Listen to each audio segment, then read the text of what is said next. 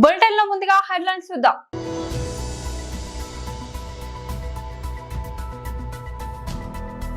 Jubilee hills ఉప ఎన్నికల ప్రచారం.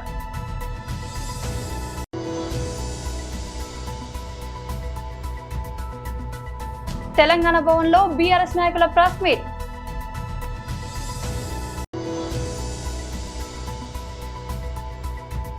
కుట్రలకు care of address Jagan Reddy. Politburo సభ్యులు వర్ల రామయ్య మీడియా సమావేశం.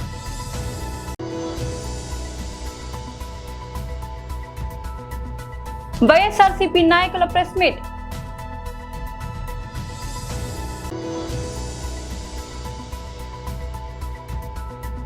హిందీ నిషేధంపై పుకార్లు, స్పష్టతనిచ్చిన తమిళనాడు ప్రభుత్వం. జూబ్లీ హిల్స్ ఉప ఎన్నికల ప్రచారం. భారత్ మాతాకి అందరు కూర్చోవాలి.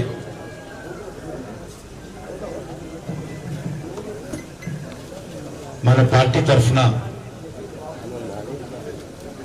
ఎన్నికల ప్రచార కార్యక్రమం త్వరలోనే మనం ప్రారంభించుకుందాం. రాష్ట్ర అధ్యక్షుల వారితో చర్చించిన తర్వాత పూర్తి స్థాయిలో ప్రచార కార్యక్రమం ప్రారంభించుకుందాం. దానికంటే ముందు ఈరోజు ఎర్రగడ్డ డివిజన్ సంబంధించినటువంటి ముఖ్యమైనటువంటి నాయకుల సమావేశము మనం ఈరోజు జరుపుకుంటున్నాము. ఈ సందర్భంగా ఎర్రగడ్డ డివిజన్ బీజేపీ అధ్యక్షులు విజయ్ కుమార్ గారు, అదేవిధంగా స్థానికంగా ఉన్నటువంటి పార్టీ నాయకులు శ్రీనివాస్ గారు, హనుమంతరావు గారు, అదేవిధంగా రాజేష్ గారు, వకీల్ నాగేశ్వరరావు గారు, గణేష్ గారు, జ్యోతి గారు, సునీత గారు, గాయత్రి గారు, సత్యనారాయణ గారు, అదేవిధంగా మనతో పాటు ఈరోజు పార్టీ కార్యకర్తలుగా పనిచేయడానికి వచ్చినటువంటి పెద్దలు మోహన్ రావు గారు, మన పార్టీ జిల్లా మాజీ అధ్యక్షులు ప్రస్తుతం రాష్ట్ర ప్రధాన కార్యదర్శి గౌతమ్ రావు గారు, ప్రదీప్ రావు గారు, శిల్ప గారు, సారంగపాణి గారు, ఇంకా జూబ్లీకి సంబంధించినటువంటి చాలా మంది పార్టీ నాయకులు, అదేవిధంగా మిగతా జిల్లా పార్టీ నాయకులందరికీ పేరు పేరున నమస్కారాలు. ఈ యొక్క జూబ్లీ హిల్స్ ఎన్నిక మరి ఈరోజు రాష్ట్రంలో ఒక చర్చనీయాంశంగా ఉంది. ఈ ఎన్నిక మనం కోరుకోలేదు, ఎవరూ కోరుకోలేదు. కానీ తప్పని పరిస్థితుల్లో స్థానిక శాసనసభ్యులు స్వర్గస్థులు కావడంతో ఈ యొక్క ఉప ఎన్నికలు వచ్చాయి. తెలంగాణ భవన్లో బీఆర్ఎస్ నాయకుల press meet. Government Congress party ప్రజా కోర్టులో బీసీలకు చేస్తున్నటువంటి ద్రోహానికి శిక్షకు గురి కావాల్సి వస్తుందనేటువంటి హెచ్చరిక చేస్తూ ఉన్నాం. మహేష్ కుమార్ గౌడ్ గారు పిసిసి ప్రెసిడెంట్, ఆయనకు ఇచ్చినటువంటి హోదాకు ఆ పార్టీకి కృతజ్ఞుడిగా ఉండడంలో ఎలాంటి అభ్యంతరం లేదు. కానీ ఎదుటి వాళ్ళ మీద నీలాప నిందలు వేసి పబ్బం గడుపుకునేటువంటి మాటల్ని మాత్రం తీవ్రంగా ఖండిస్తూ ఉన్నాం. ఈ అతి విధేయత ఎవరి ప్రయోజనం కోసం మహేష్ కుమార్ గౌడ్ బీఆర్ఎస్ మీద ఇటువంటి నిందలు వేస్తూ ఉన్నాడు. నిజంగా బీసీల ప్రయోజనాల పట్ల మహేష్ కుమార్ గౌడ్ గారికి అవగాహన ఉన్నా, చిత్తశుద్ధి ఉన్నా తక్షణమే ఆయన నిలదీయాల్సింది రేవంత్ రెడ్డి గారిని, రేవంత్ రెడ్డి ప్రభుత్వాన్ని. కారణం రకరకాల మిషలతో బీసీలకు ద్రోహం చేస్తూ ఒక గందరగోళ పరిస్థితిని ఈ రాష్ట్రంలో కొనసాగుతున్నది అనంటే దానికి బాధ్యత వహించాల్సింది కాంగ్రెస్ పార్టీ, కాంగ్రెస్ ప్రభుత్వం, రేవంత్ రెడ్డి గారి నాయకత్వం. బీఆర్ఎస్ పార్టీ చిత్తశుద్ధిని లేదా బీఆర్ఎస్ పార్టీకి కితాబు ఇవ్వాల్సినటువంటి వ్యక్తి మహేష్ కుమార్ గౌడ్ గారు కాదు. గతంలో నేను స్పీకర్ అయినటువంటి తొలినాళ్లలోనే ఈ దేశంలో కాంగ్రెస్ పాలన చరిత్ర యావత్తు తెలంగాణ బీసీలకు ద్రోహం చేసింది. కాబట్టి కేసీఆర్ గారు ముఖ్యమంత్రి అయినటువంటి తొలినాళ్లలోనే రాజ్యాధికారంలో బీసీలకు అవకాశం వాటా దక్కాలి, బీసీలకు చట్టసభల్లో ప్రాతినిధ్యం దక్కాలి అనేటువంటి ఉద్దేశంతో నేను స్పీకర్గా కొనసాగినటువంటి తొలినాళ్లలోనే 33% రిజర్వేషన్లు బీసీలకు చట్టసభల్లో అమలు చేయాలనేటువంటి తీర్మానాన్ని పంపించినటువంటి రాష్ట్రం చరిత్ర బీఆర్ఎస్ పార్టీ సొంతం. కేసీఆర్ గారి సమర్థ నాయకత్వానికి బీసీలను ఏ రకంగా రాజకీయాల్లో వారికి ప్రోత్సాహాన్ని ఇచ్చిండు, ఏ స్థాయిలో పెంచిండు అనడానికి మీ అందరికీ తెలిసినటువంటి అనేక సాక్ష్యాలు ఉన్నాయి. ఒకే ఒక్క శాసనసభ్యుడినైనటువంటి నేను మా సామాజిక వర్గం నుండి గతంలో శాసనసభ్యులు అయినటువంటి చరిత్ర లేనటువంటి ఈ ప్రాంతంలో ఈ రాష్ట్రంలో మొదటి స్పీకర్ని చేసినటువంటి గౌరవం ఘనత బీఆర్ఎస్ పార్టీది, కేసీఆర్ గారి నాయకత్వానికే చెల్లుతుంది. కుట్రలకు care of address Jagan Reddy politburo సభ్యులు వర్ల రామయ్య మీడియా సమావేశం. సార్ అందరికీ నమస్కారం అండి. గౌరవ జగన్మోహన్ రెడ్డి గారు కల్తీ మద్యం కేసు రాష్ట్రంలో, ఒక పక్క గౌరవ జగన్మోహన్ రెడ్డి గారు, ఈ పక్క కల్తీ మద్యం కేసు, ఆ పక్క 3,500 కోట్ల రూపాయలు మద్యం స్కామ్. ఆ 3,500 కోట్ల మద్యం స్కామ్ దాదాపు 25-30 మంది ముద్దాయిలుగా చేర్చబడినారు. కొంతమందిని అరెస్ట్ చేశారు, జ్యుడిషియల్ కస్టడీకి వెళ్ళారు. ఇంకా కొంతమంది జైల్లోనే రిమాండ్ ఖైదీలుగా ఉన్నారు. కొంతమంది బెయిల్ మీద వచ్చారు. సిట్ ఇంకా దర్యాప్తు చేస్తూనే ఉంది. దర్యాప్తు చేస్తుంది బ్రహ్మాండంగా. వాళ్ళ ధర్మం ప్రకారం, వాళ్ళ వృత్తి ధర్మం ప్రకారం చట్టబద్ధంగా వాళ్ళు దర్యాప్తు చేస్తూ ఉన్నారు. ఈ లోపల ఈ కల్తీ మద్యం కేసు వచ్చింది. ఈ కల్తీ మద్యం కేసు ఎవరిది? ఇటు పక్కన జగన్మోహన్ రెడ్డి గారు ఉన్నారు. జగన్మోహన్ రెడ్డి గారికి తెలియకుండా ఆంధ్రప్రదేశ్ రాష్ట్రంలో ఏ అక్రమ పని జరగదు. సక్రమైన పని జరగాలంటే అక్కర్లా. జగన్మోహన్ రెడ్డి గారు ఈజ్ నాట్ మచ్ ఇంట్రెస్టెడ్. అక్రమంగా, అవినీతిపరంగా, చట్ట వ్యతిరేకంగా, చట్టాన్ని వ్యతిరేకిస్తూ జరిగే పనులకి అన్నిటికి కూడా జగన్మోహన్ రెడ్డి గారికి తెలిసే ఉంటుంది. తెలీదని చెప్పగలరా? జయచంద్రారెడ్డి ఎవరు? ఆయన నాకు తెలియదని చెప్తాడా? పెద్దిరెడ్డి గారిని అడుగుదాం, అయ్యా ఎవరు జయచంద్రారెడ్డి అని. నాకు తెలియదండి అతను ఎవరని చెబుతారా? వాళ్ళ మనిషే. వాళ్ళ దొడ్డులో కట్టి వేయబడిన దూడ ఇది. వాళ్ళ దొడ్డులో తాడేసి కట్టివేయబడిన దూడ. కొన్ని ప్రత్యేక కారణాలు మా పార్టీలోకి వచ్చాడు, ఏదో సీట్ ఇచ్చాము, అది లాస్ట్ టైం మొన్న చెప్పాను నేను. ఈ కల్తీ మద్యం కేసులో ఇప్పుడు తాజాగా జోగి రమేష్ గారు, మాజీ మంత్రి జగన్మోహన్ రెడ్డి గారు, అందుకే మిమ్మల్ని ఈ పక్క నిలబెట్టాను నేను, జగన్మోహన్ రెడ్డి గారికి అత్యంత సన్నిహితుడు. ఎంత సన్నిహితుడు అంటే జగన్మోహన్ రెడ్డి గారు నేను చంద్రబాబు గారి ఇంటి మీద దాడి చేసి వస్తానని చెప్పి వెళ్ళిన మనిషి. అంత సాన్నిహిత్యం వెళ్ళదు. ఇప్పుడు ఆయన పీకల్లోతు కూరుకుపోయాడు. వైఎస్ఆర్సీపీ నాయకుల ప్రెస్ మీట్. పీకల లోతుకి అవినీతిలో కూరుకుపోయి ప్రజా సమస్యలను పరిష్కరించలేక డైవర్షన్ పాలిటిక్స్ పాల్పడుతూ ఇలాంటివన్నీ చేస్తున్నారు. అంతకుముందైతే ప్రశ్నిస్తున్నది ఒక సోషల్ మీడియాని దాదాపు టార్గెట్ చేసి 100 కేసులు పెట్టి 100 మందిని అరెస్టు చేసి దాదాపు 70-80 రోజులు జైళ్లలో ఉంచిన సంఘటనలు. తర్వాత సాక్షి పత్రిక పైన, అంటే ఆర్టికల్ 19 ప్రకారం రాజ్యాంగం కల్పించిన హక్కు, వాక్ స్వాతంత్రం, స్వేచ్ఛ, నీతి నిజాయితీగా నిర్భయంగా మాట్లాడే పరిస్థితి రాజ్యాంగం కల్పిస్తే ఈ ప్రభుత్వం చేస్తున్న తప్పులను ఎండగడితే వారిపైన కేసులు, నిస్సిగ్గుగా అసలు సాక్షి కార్యాలయాలపైన రాష్ట్ర వ్యాప్తంగా దాడులు చేయడం మనం చూసాం. ఇంతకుముందు లిక్కర్ స్కామ్ కేసులో కొంతమంది సాక్షి ఎడిటర్ ధనుంజయ రెడ్డి ఇంట్లో ఉన్నారని చెప్పే ఉద్దేశంతో సర్చ్ వారెంట్ లేకుండా అర్ధరాత్రి పోయి దాడి చేసి నానా హంగామా సృష్టించారు.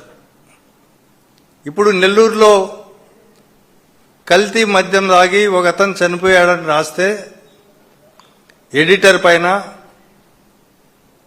అలాగే అక్కడ నెల్లూరు సాక్షి బ్యూరో ఇన్ఛార్జ్ పైన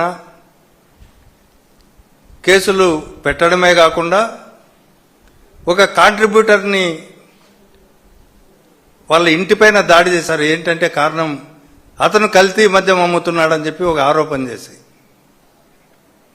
అంతకుముందు కూడా మనం చూసాం, సోషల్ మీడియా కార్యకర్తలపైన గంజాయి కేసు పెట్టడం, హైకోర్టు చీవాట్లు పెట్టడం, సిబిఐకి ఎంక్వైరీకి ఇవ్వడం, ఇవన్నీ చూసాం.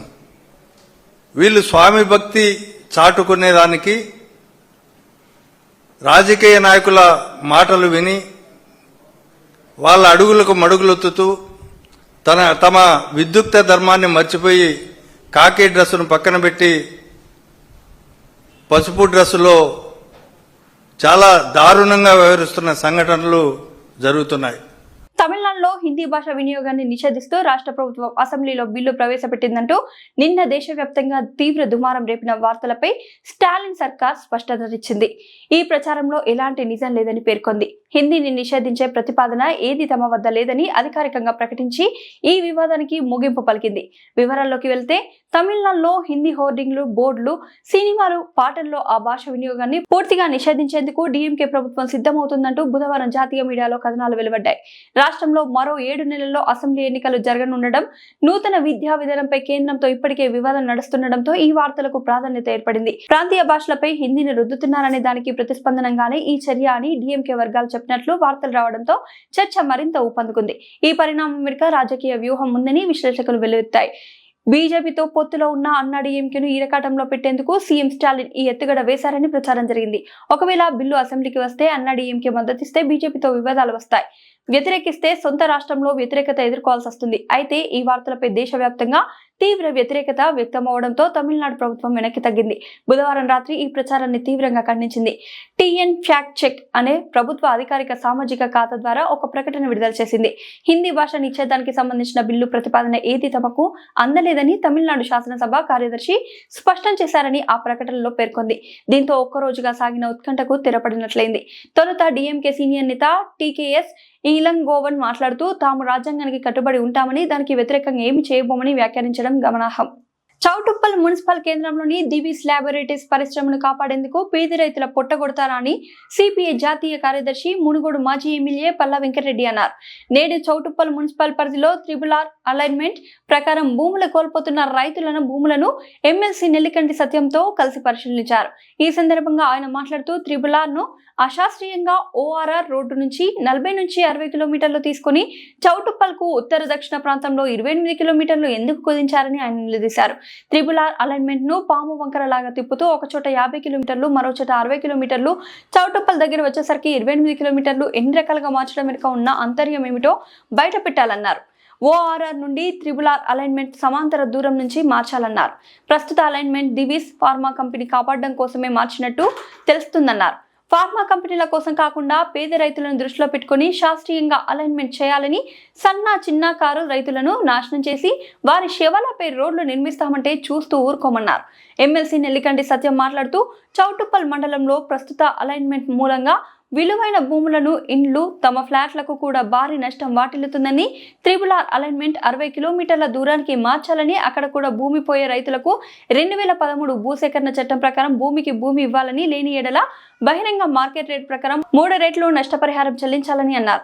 అలాగే త్రిబుల్ ఆర్ భూ నిర్వాసితుల సమస్యలపై శాసన మండలి సమావేశంలో చర్చిస్తామని, ముఖ్యమంత్రి దృష్టికి కూడా తీసుకెళ్తామని తెలియజేశారు.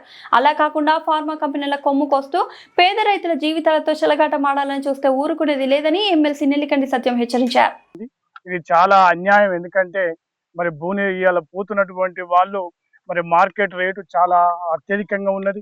కోట్ల రూపాయలు విలువ చేసే భూముల గుండా మరి పక్కన మరి ఇవాళ అతి తక్కువగా మార్కెట్ రేటుకు మరి వాల్యుయేషన్ నష్టపరిహారం కూడా ఇవాళ ప్రభుత్వం అతి తక్కువ ఇవ్వడం జరుగుతూ ఉంది. కాబట్టి దీన్ని ప్రభుత్వం పునరాలోచన చేసుకోవాలి. ఎందుకంటే ఒక శాస్త్రీయ పద్ధతులలో ఔటర్ రింగ్ రోడ్డుకు మరి ఏదైతే క్రమ పద్ధతిలో 60 కిలోమీటర్ల దూరంకి తీసుకపోతే ఎవరికి నష్టం ఉండదు. అదేవిధంగా ఏ రైతు గుండా పోయినా కూడా మరి ఒక అమరావతిలో ఏ రకంగానైతే రైతులకు మరి వాళ్ళకు షాపింగ్ మాల్ కానీ పోయినటువంటి రైతులకు ఏ రకమైన అమరావతిలో రైతులను ప్రభుత్వం ఆదుకుందో, ఈ ప్రాంతంలో కూడా పోయేటువంటి రైతులందరికీ కూడా ఆ రకంగా లాభం చేకూర్చే విధంగా మరి వాళ్ళకు భూములు కేటాయించడానికి ప్రభుత్వం ప్రయత్నం చేయాలి. ఆ రకంగా చేసినప్పుడు ఎవరికి కూడా ఇబ్బంది లేదు. కానీ ఇది ఒక కొంతమందికి లాభం చేకూర్చే విధంగా, పెద్ద పెద్ద ఈ కెమికల్ ఫ్యాక్టరీలకు ఉపయోగపడే విధంగా, డివిస్ ఫ్యాక్టరీకి ఉపయోగపడే విధంగా తీసేటువంటి అలైన్మెంట్ని ఇక్కడ ఉన్న రైతాంగం ఎవరు ఒప్పుకోరు. వాళ్ళు చేసే పోరాటం న్యాయబద్ధమైంది. ప్రభుత్వం ఇప్పటికి కూడా ఆలోచన చేయాలి. రాష్ట్ర మంత్రి మరి కోమటిరెడ్డి వెంకరెడ్డి జిల్లా మంత్రిగా ఉన్నారు. మరి వారు కలిసినప్పుడు ఈ అలైన్మెంట్ తప్పని చెప్తాము, దానికోసం వారు నిలబడాలి. మరి రాష్ట్ర ముఖ్యమంత్రితో కూడా మాట్లాడి ఈ అలైన్మెంట్ మార్చడానికి ప్రయత్నం చేయడానికి మరి రాష్ట్ర మంత్రివర్గం మంత్రి చూడాలి. ఆ రకం కాకుండా ఏదో దాటవేత పద్ధతిలో వాళ్ళు కలిసినప్పుడు మాట్లాడి దీని పక్కదారి పడితే రైతులు ఎట్టి పరిస్థితుల్లో ఒప్పుకోరు. ఎందుకంటే సుల్లూరుపేట అంబేద్కర్ విగ్రహం వద్ద ధర్నా నిర్వహించి అనంతరం మీడియాతో మాట్లాడుతున్న కేంద్ర మాజీ మంత్రి, కాంగ్రెస్ పార్టీ సీనియర్ నాయకులు చింతమోహన్. సుల్లూరుపేట నడిబొడ్డులో అంబేద్కర్ సాక్షిగా 2 విషయాలు చెప్పాలనుకుంటున్నాం. ఈరోజు దేశంలోనూ రాష్ట్రంలోనూ దళితుల పైన దాడులు ఎక్కువైనాయి. మొన్ననే మనం చూసాం, సుప్రీంకోర్టు ప్రధాన న్యాయమూర్తి పైన ముఖాన చెప్పు విసిరేయడం జరిగింది.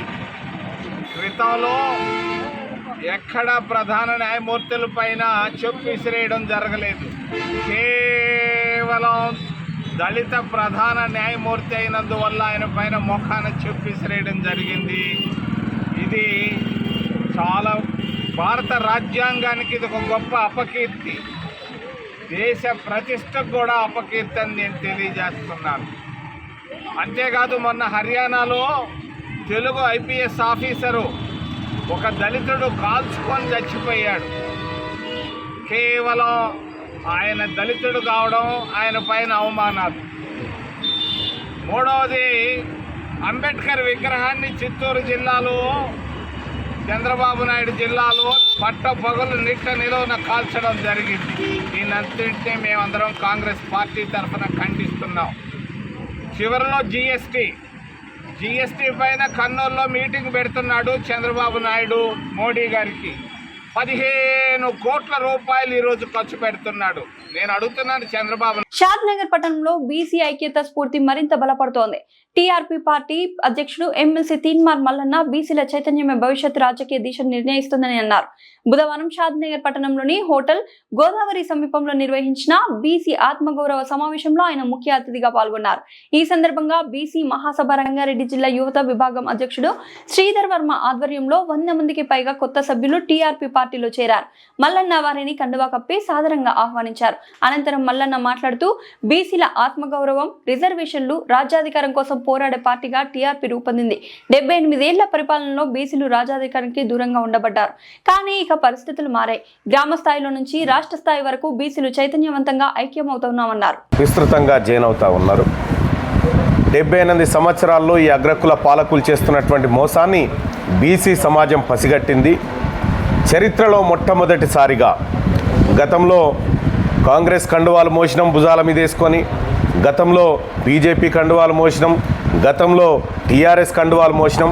మొట్టమొదటిసారిగా బీసీల కోసం, మా హక్కుల కోసం, మా అధికారం కోసం, మా వాటా కోసం మేము ఇవాళ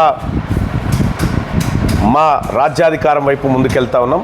మొట్టమొదటిసారిగా ఈ తెలంగాణ రాష్ట్రంలో రాబోయేటువంటి 3 సంవత్సరాల్లోనే బీసీలు ముఖ్యమంత్రి పీఠాన్ని అధిరోహించి అసెంబ్లీ, మండలి, అన్ని కార్పొరేషన్లలో బీసీలు తమ సీట్ను పదిలం చేసుకోబోతా ఉన్నారు. ఈ సందర్భంగా కొన్ని అంశాలు చెప్తా ఉన్నా. గింత ఉద్యమం వచ్చిన తర్వాత కూడా ఈరోజు తెలంగాణ రాష్ట్రంలో దసరా సంక్రాంతి ఎలా ఉంటుందో బీసీ ఉద్యమము ఆ విధంగా ఈరోజు తీన్మార్ మల్లన్న ఆధ్వర్యంలో ఉవ్వెత్తున ఉప్పొంగుతుంది. ఎందుకంటే 79 సంవత్సరాలు అవుతుంది స్వాతంత్రం వచ్చి, కానీ బీసీలు తెలంగాణ రాష్ట్రంలో 2 కోట్ల చిల్లర పైచిలకు ఉన్న బీసీలకు ఈరోజు విద్య, ఉద్యోగ, ఆర్థిక, సామాజిక, రాజకీయంగా ఇంకా బీసీల ఓట్లు నాయకులకు పడుతున్నాయి, కానీ సీట్లు వాళ్ళవైతున్నాయి, ఓట్లు మావైతున్నాయి బీసీలై. కాబట్టి ఇకనైనా రాజ్యాధికార దిశగా బీసీలు అడుగులు వేస్తూ ఆర్థిక, సామాజిక, రాజకీయంగా అందరము యువత మేలుకునే టైం వచ్చింది. కాబట్టి బీసీల రాజ్యాధికార దిశగా అడుగులు వేయాలని ఈరోజు తీన్మార్ మల్లన్న గారు అందరికీ పిలుపునిచ్చారు.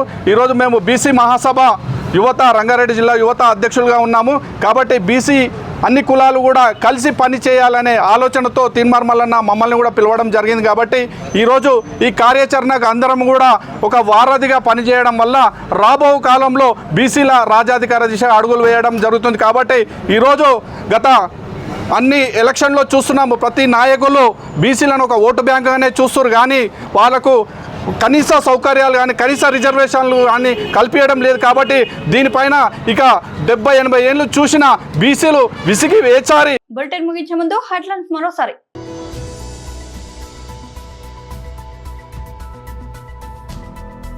జూబ్లీ హిల్స్ ఉప ఎన్నికల ప్రచారం.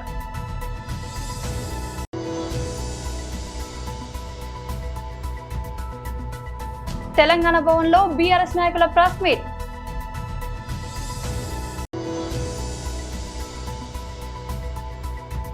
కుట్రలకు care of address Jagan Reddy. Politburo సభ్యులు వర్ల రామయ్య మీడియా సమావేశం.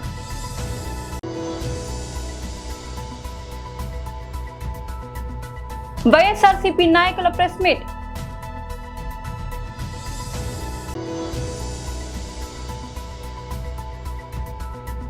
హిందీ నిషేధంపై పుకార్లు, స్పష్టతనిచ్చిన తమిళనాడు ప్రభుత్వం.